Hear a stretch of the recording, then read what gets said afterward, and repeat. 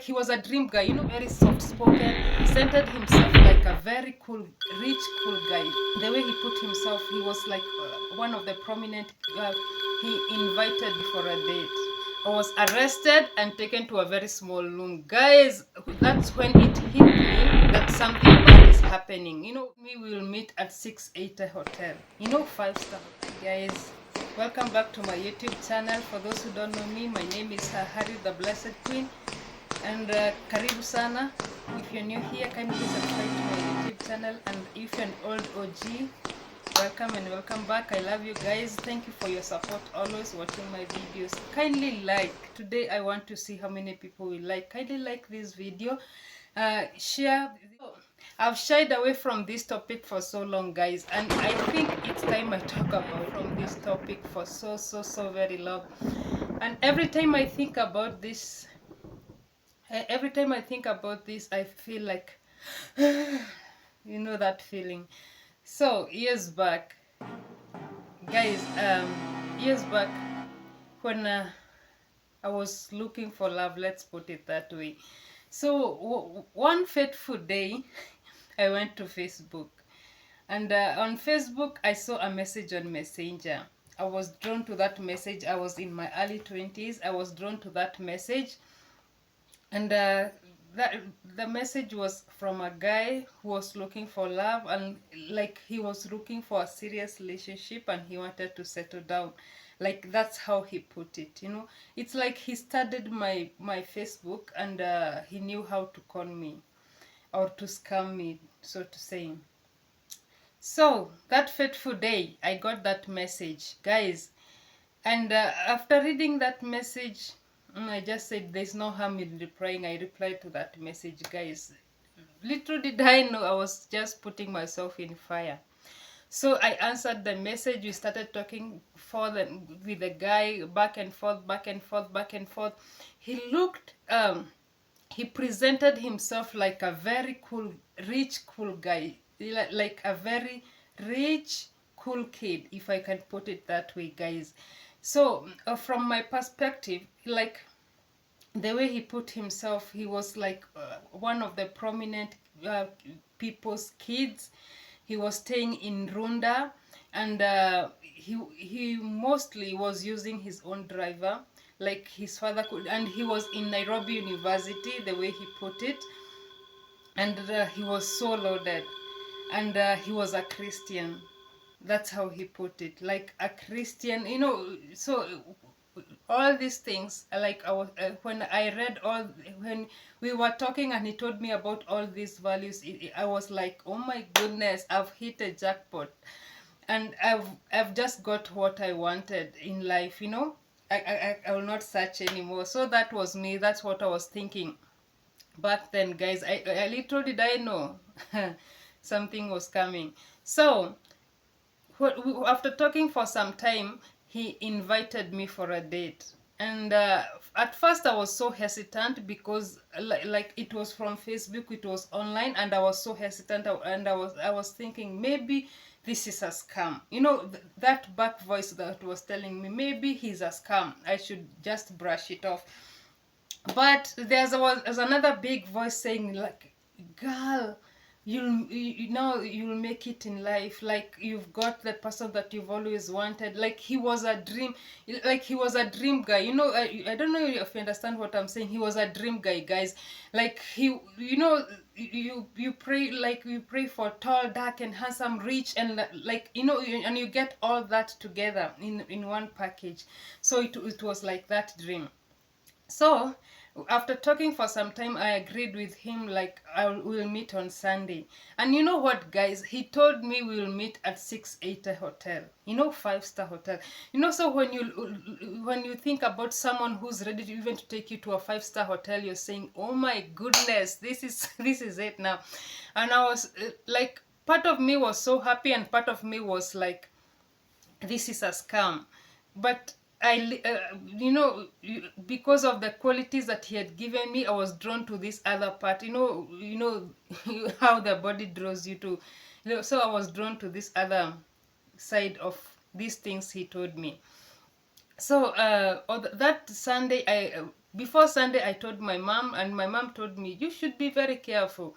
Because it was my first time, I had never done anything like this, and my mom knows me, and I told her, and she told me, you should be very careful. You know, these people, you cannot just trust anybody who talks to you on internet.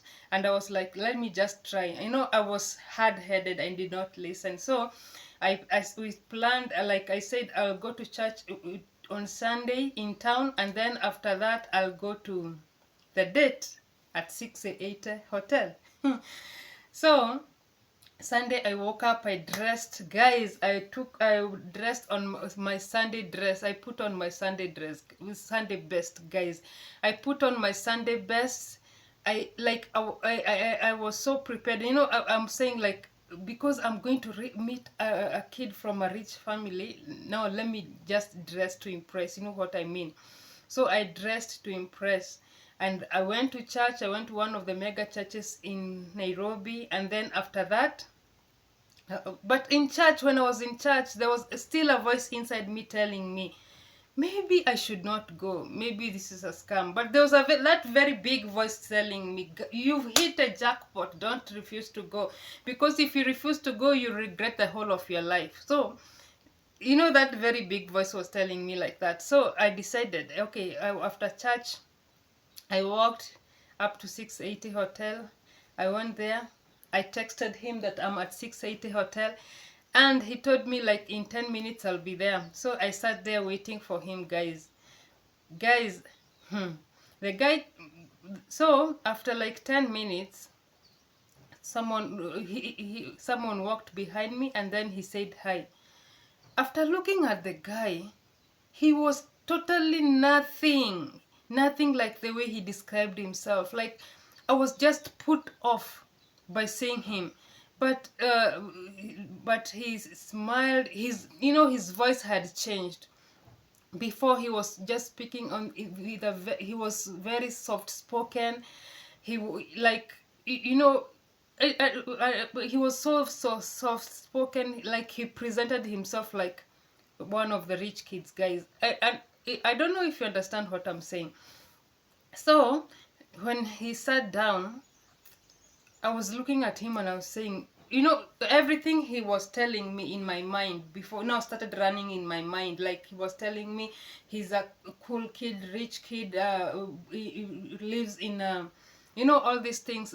His father is prominent, but if you look the way he's dressed, you're just put off. You're saying like, this is not it. But maybe I told myself, maybe he's one of those rich kids who don't know how to take care of themselves. That some other mind is telling me like that. But my subconscious is telling me, no, this guy lied to me. But we sat down at 6 a.m. Then the menu was brought. Then we ordered. So after we ordered our meal, actually we didn't even order anything big. For me, we just took drinks and some food. I don't know, something on the menu. I can't remember exactly what we ate, but it was something small plus drink. That's all I remember. And I remember him asking me if I can give him my phone so that he can call, because his phone is charging there. And at first I was like, no, I should not give him. But I don't know, I gave him my phone.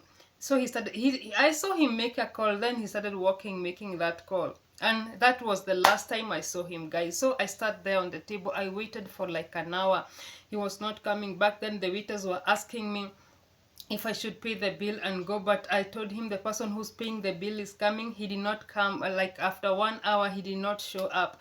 So when he did not show up, I stayed 1 hour, 2 hours. So in the third hour, I think the waiters alerted the manager, and I was arrested and taken to a very small room. Guys, that's when it hit me that something bad is happening.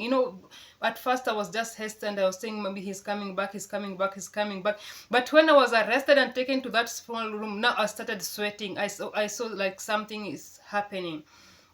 So the waiters gave me their phone. I called my phone. It was switched off. So I tried, and then one waiter came and asked me, if I know someone from home I can call, or someone I can contact, because all they wanted for me is to pay the bill and go home. And in my handbag I had only my bus fare to take me home, nothing else. For me, I carried my bus fare to bring me to town and to take me home. So the only number in my head was my mom's number, and I called my mom.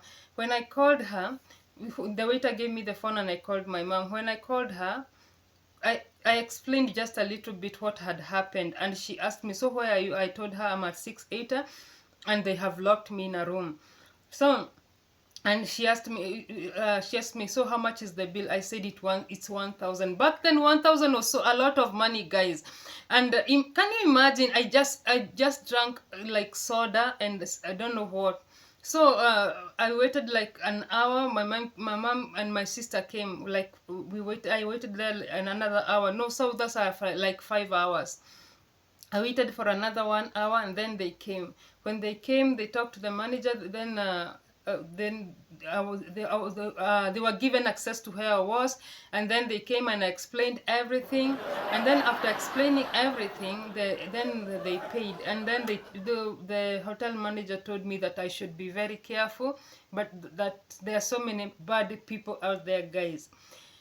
After that incident, Facebook schooled me. I was so schooled. I graduated. Guys, I graduated scammed. I was scammed. I graduated.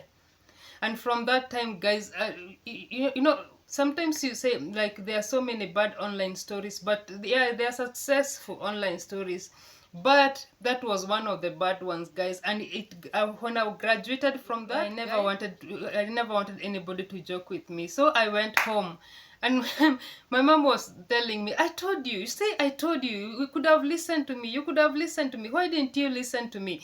And I was just keeping quiet. The polite me, I was just keeping quiet, and I was telling myself, never again. This one, never again. And from that day up to date, guys, I'm always listening to my subconscious. When my subconscious tells me no, even if there's so many voices speaking, I'll just listen to that small voice that is telling me no. And the other thing, I thank God. I really thank God, because I think God was trying to warn me, but I did not listen.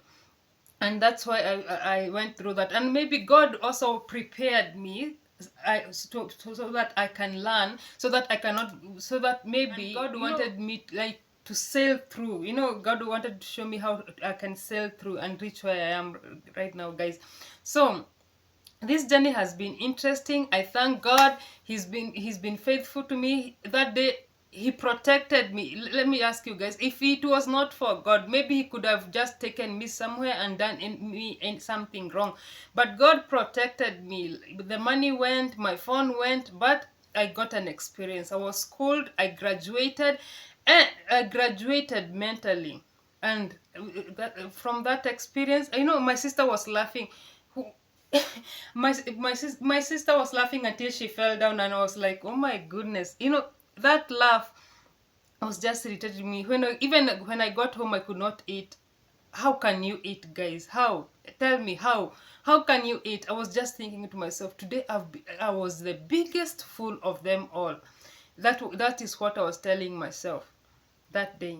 If you enjoyed this video, thank you so much for listening to this my story, guys. If you enjoyed this video, kindly give it a thumbs up, guys, and kindly share it. And if you're new here, kindly subscribe to my YouTube channel. It will mean so much to me. And until next time, I love you guys. Stay blessed. Guys, oh my goodness.